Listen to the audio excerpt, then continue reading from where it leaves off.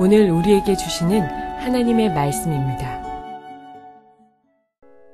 홍수가 땅에 40일 동안 계속된지라 물이 많아져 방주가 땅에서 떠올랐고 물이 더 많아져 땅에 넘침에 방주가 물 위에 떠다녔으며 물이 땅에 더욱 넘침에 천하의 높은 산이 다 잠겼더니 물이 불어서 15규빗이나 오르니 산들이 잠긴지라.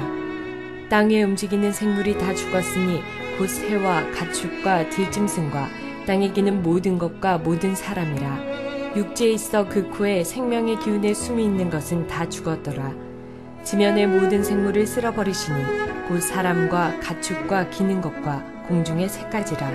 이들은 땅에서 쓸어버림을 당하였으되 오직 노아와 그와 함께 방주에 있던 자들만 남았더라. 물이 150일을 땅에 넘쳤더라.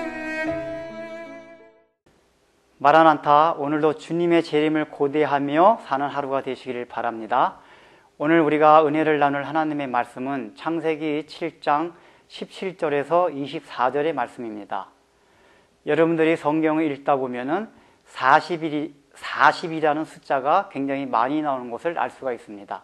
그만큼 40이라는 숫자가 성경에서 의미가 많고 중요하다는 것을 말합니다.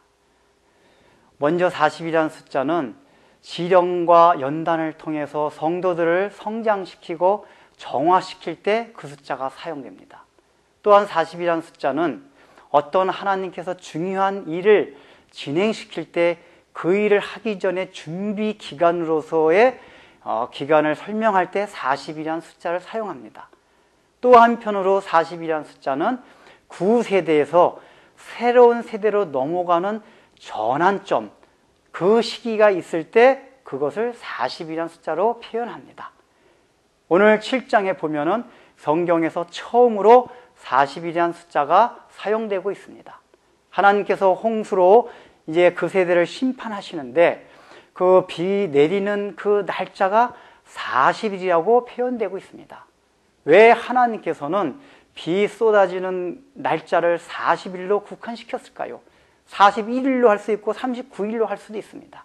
그러나 그렇게 숫자를 맞추신 데는 의미가 있습니다. 그것은 첫 번째로 노아의 심판 홍수 사건은 역사적으로 보면은 그것이 하나의 심판 사건이지만은 또한 아브라함이라는 새 인물을 통하여 새롭게 펼쳐질 구속사가 열려지는 새로운 준비 기간이라는 것입니다.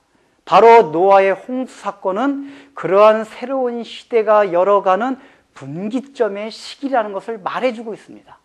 또한 영적으로는 이 노아의 홍수 심판 사건이 그 방주 안에 있던 사람들이 시령과 연단을 통하여 하나님 앞에 정화되고 더욱더 성장될 수 있는 기간이었다는 것을 말해줍니다.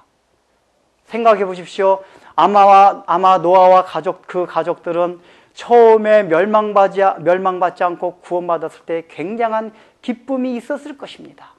그런데 실제로 방주 안에 들어가 보면 그러한 생활이 지탱되지 못했을 것입니다. 이것은 하나님께서 6장에서 처음에 노아에게 그 방주의 설계도를 설명해 주실 때부터 그 뜻이 담겨져 있습니다. 여러분들 그 방주의 재료와 구조를 보십시오. 얼마나 소박하고 단순합니까? 이것은 나중에 레위기에서도 우리가 살펴보겠지만은 성막의 구조와 재료에 있어서 똑같은 영적인 원리가 나타납니다. 이것은 바로 무엇이냐 하면은 그 방주 안의 삶이 결코 우리가 생각하듯이 녹록지 않다는 것을 말해주고 있습니다.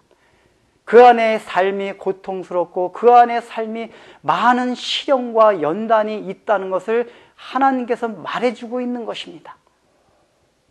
그러므로 우리가 이 40이라는 숫자를 통해서 이 심판의 시기라는 것은 믿지 않은 사람들에게는 멸망의 시기였지만은 노아와 그 가족들에게는 세상과 완전히 단절되는 바로 분리가 되는 시기였다는 것을 알 수가 있다는 것입니다. 그래서 베드로 사도는 베드로전서 3장 21절에서 이 노아의 사건 홍수 심판 얘기를 물의 세례라고 표현하고 있습니다. 여러분들 세례가 무엇입니까? 나의 모든 옛 자아가 죽어서 장사지내지고 의의 지배를 받는 새로운 자아가 태어나는 것을 말합니다. 다시 말하면 노아의 홍수 사건은 노아와 노아의 가족들에게 있어서는 모든 옛 자아가 죽고 새로운 자아가 탄생되며 모든 옛 것들이 그 안에서 죽어지는 경험이 있었다는 것을 말해주고 있습니다. 이 세례와 관련해서 17절 하반절에 보면 아주 의미 있는 표현이 나옵니다. 뭐라고 되어 있습니까? 물이 많아지면서 배가 땅에서 뜨더라 라는 표현이 나옵니다. 여러분들 이것이 무슨 얘기입니까? 그 물은 심판의 물이었습니다. 근데 심판의 물이 많이 차면 찰수록 노아의 방주도 점점 뜨고 있다는 얘기입니다. 이것은 바로 땅과 멀어지고 있다는 얘기입니다. 땅과 간격이 벌어지고 있다는 얘기입니다. 물이 차면 찰수록 땅에 거하던 사람들은 점점 물속 깊이 빠져듭니다. 그러나 물이 차면 찰수록 방주 안에 있는 사람들은 점점 물 위로 올라가며 하늘과 가까워집니다. 이것이 의미하는 것이 무엇입니까? 바로 물의 심판이, 그것이 강하면 강할수록 세상 사람들에게는 그것이 멸망으로 더 크게 다가오겠지만, 그 하나님의 진노하심이 더 크게 다가오겠지만, 우리 믿는 사람에겐 더욱더 하나님과 가까이 가며 세상과 단절되고 완전히 분리시킬 수 있는 계기가 된다는 것입니다. 여러분들, 오늘 구원받은 우리들도 지금 노아 방주 안에 타고 있습니다. 모든 세상의 죄악의 물결이 넘실거리고 있습니다. 그 죄악의 물결이 점점 차고 넘쳐서 점점 하늘 꼭대기까지 올라가고 있는 시대에 살고 있습니다. 사도 바울은 로마서에서 이렇게 표현합니다. 바로 믿지 않는 사람들의 죄악을 그대로 내버려 두신 것 그 자체가 하나님의 심판이라고 말하고 있습니다. 이미 이 죄악에 관영한 세대는 심판을 받은 것입니다. 심판을 받고 있는 것입니다.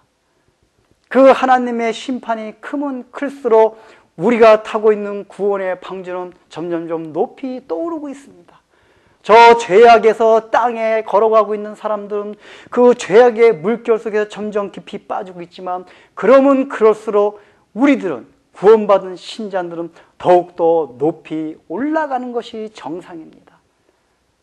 그렇기 때문에 우리가 방주 안에서의 시련과 연단이 있을지라도 그것을 감사하며 즐거이 받아들이십시오. 그 연단 생활이 우리를 정화시키며 우리로 하여금 완전히 세상과 분리시키는 작업을 벌이게 하는 것입니다. 거기에 하나님의 섭리가 있는 것입니다. 그것을 통해서 우리가 지금 겪고 있는 여러 가지 문제점들을 하나님 앞에 내려놓고 감사함으로 여러분들의 시련과 연단을 받아들이십시오. 그럴 때 우리에게는 커다란 유익이 있을 것입니다. 기도하겠습니다. 주님, 참으로 우리가 구원을 받았다고는 하지만은 여전히 우리의 삶 속에는 참으로 질고와 많은 문제거들이 있음을 알 수가 있습니다. 참으로 주님께서 노아의 홍수 사건을 통해서 가르쳐 주신 것은, 그것을 통하여 세상 사람들은 멸망의 심판을 받았지만은 노아와 노아의 가족들에게는 세상과 완전히 단절시키는 작업이었다는 것을 생각하며, 오늘날 우리의 삶 가운데서도 여전히 하나님 아버지의 시련과 연단이 있다 할지라도 그것을 감사히 받아들이고, 그것을 통하여 우리가 하나님 앞에 더욱더 정화되며 참으로 세상과 단절되고 완전히 분리될 수 있는 거룩한 백성으로서 살아갈 수 있는 은혜들을 허락하여 주옵소서. 예수님의 이름으로 기도드립니다. 아멘.